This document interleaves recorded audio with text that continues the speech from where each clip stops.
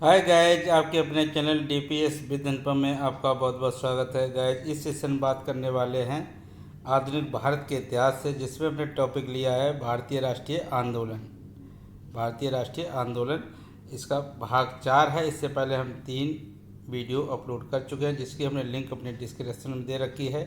Guys, अगर आप BPSC tyre 3.0 या 4.0 की तैयारी कर रहे हैं, या आपका सब्जेक्ट यूपी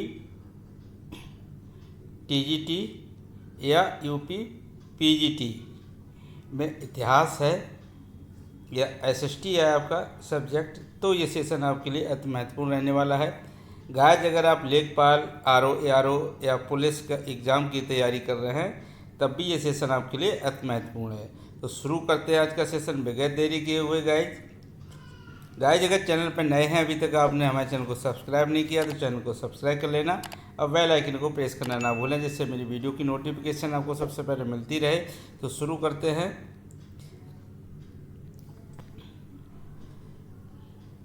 तो लास्ट सेशन में हमने गाइज बात जो की थी, सवर्णिया अवज्ञा आंदोलन और गांधी इरविन समझौता होता है। और गांधी क्योंकि जो कांग्रेस के द्वारा प्रथम गोलमेज सम्मेलन में भाग नहीं लिया जाता है, इसके बाद गांधी इरविन समझौता होता है और सवर्णिया अवज्ञा आंदोलन को स्थगित करके गांधी जी द्वितीय गोलमेज सम्मेलन में भाग लेने की बात होती है। तो गाइज, हम देखते हैं इसमें आगे का कार्यक्रम क्या था, घटनाक्रम। तो गोलमेज सम्मेलन हम इस पर देखेंगे सबसे पहले। तो प्रथम गोलमेज सम्मेलन कब हुआ? तो 12 नवंबर 1930 को। यह गोलमेज सम्मेलन लंदन के सेंट जेम्स महल में प्रारंभ हुआ था। कहाँ हुआ था? लंदन में। और लंदन में किस जगह होता था? सेंट जेम्स महल में प्रारंभ हुआ। इसका उद्घाटन जॉर्ज पंचम तथा इसकी अध्यक्षता ब्रिटिश प्रधानमंत्री रैमजे मैकडॉनल्ड ने की थी। जो वहाँ के राजा थे जॉर्ज पंचम, और उन्होंने इसका उद्घाटन किया था और उसकी अध्यक्षता ब्रिटिश प्रधानमंत्री रैमजे मैकडॉनल्ड ने की थी, जिसमें 89 प्रतिनिधियों ने भाग लिया था। तो प्रथम सम्मेलन में कितने लोगों ने भाग लिया था? 89 प्रतिनिधियों ने भाग लिया था। कब स्टार्ट होता है? 12 नवंबर 1930 को होता है। गाइस, इस सम्मेलन में कांग्रेस के द्वारा भाग नहीं लिया जाता है, याद रखना, कांग्रेस ने भाग नहीं लिया है। तीनों सम्मेलनों में गोलमेज सम्मेलन कितने होते हैं? 3 होते हैं गाइस। तीनों सम्मेलनों में किसने भाग लिया था? अम्बेडकर के द्वारा भाग लिया गया था। इसके बाद कांग्रेस के द्वारा इसमें भाग न लेने के बाद गांधी इरविन समझौता होता है। उसके बाद द्वितीय गोलमेज सम्मेलन होता है 17 सितंबर 1 दिसंबर 1931 को। 1 दिसंबर 1931 को इस गोलमेज सम्मेलन में कुल 31 प्रतिनिधियों ने भाग लिया था। पहले में देखिए 89 ने लिया था, द्वितीय में 31 प्रतिनिधियों ने भाग लिया था, जिसमें गांधी जी ने कांग्रेस के एकमात्र प्रतिनिधि के रूप में भाग लिया था। गांधी जी इस गोलमेज सम्मेलन में भाग लेने के लिए एसएस राजपूताना नामक जहाज से गए थे।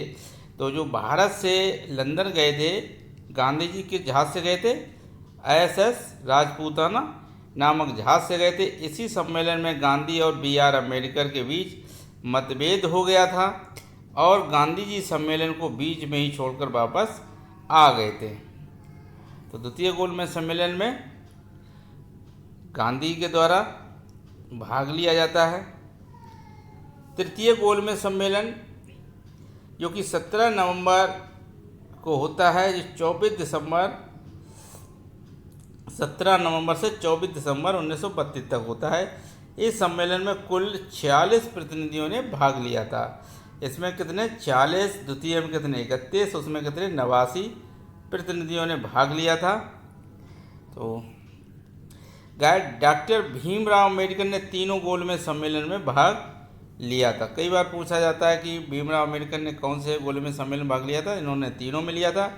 सरोजनी नायडू, एनी बेसेंट ने दूसरे गोलमेज सम्मेलन में भारतीय महिलाओं का प्रतिनिधित्व किया था। तो भारतीय महिलाओं का प्रतिनिधित्व किसने किया था? सरोजनी नायडू और एनी बेसेंट के द्वारा किया गया था। आगे देखते हैं। सांप्रदायिक पंचांग या कम्युनल अवार्ड 1932। Communal award 1932। ये क्या था गाइस? ब्रिटिश प्रधानमंत्री रैमजे मैकडोनाल्ड ने 16 अगस्त 1932 को इसकी घोषणा की। इसके तहत दलितों को हिंदुओं से अलग अल्पसंख्यक घोषित कर दिया गया और प्रांतीय विधानसभाओं में 31 सीट स्थान विशेष दलितों के लिए आरक्षित कर दिए गए थे। कितने स्थान? 31 सीट। 31 सीट क्या थी? दलितों के लिए आरक्षित कर दिए गए थे कि 31 जगह पर सिर्फ दलित ही खड़े हो सकते हैं और दलित ही वोट दे सकते हैं। ऐसी सीटें कितनी कर दी गई थी आरक्षित? 71 सीटें कर दी गई थी। किस में की गई थी? प्रांतीय विधानसभाओं में। प्रांतीय विधानसभाओं में 71 सीटें। पूना पैक्ट क्या होता है? तो पूना पैक्ट देखते हैं। तो पूना पैक्ट तथा आमरण अनशन तो सांप्रदायिक पंचांग के विरोध में 20 सितंबर 1932 को गांधी जी ने पुणे की अरबदा जेल में आमरण अनशन शुरू कर दिया। गांधी जी ने कहाँ किया था? पुणे की अरबदा जेल में आमरण अनशन शुरू कर दिया। कब किया? 20 सितंबर 1932 को, जो 24 सितंबर 1932 को गांधी जी और BR अम्बेडकर के मध्य हुए पूना समझौते पर समाप्त हुआ। इसे पूना पैक्ट कहा जाता है। पूना पैक्ट पर हस्ताक्षर दलितों की तरफ से डॉक्टर BR अम्बेडकर तथा हिंदुओं की तरफ से मदन मोहन मालवीय ने किए थे। तो दलितों की तरफ से हस्ताक्षर किसने किया था? भीमराव अम्बेडकर ने। वहीं हिंदुओं की तरफ से मदन मोहन मालवीय ने किए थे।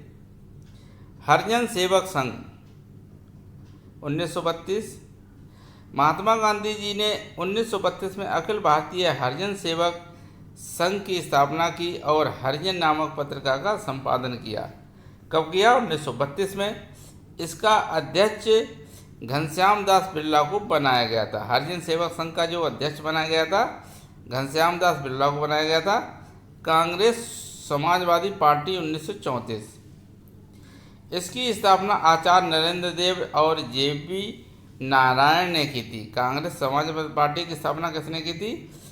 आचार्य नरेंद्र देव ने और JP नारायण ने की थी। तो गाइज ये था आज का सेशन। आपको कैसा लगा गाइज हमें कमेंट करके ज़रूर बताएं। वीडियो पसंद आया तो वीडियो को लाइक शेयर करना ना भूलें और मिलते हैं नेक्स्ट सेशन में गाइज। तब तक के लिए जय हिंद,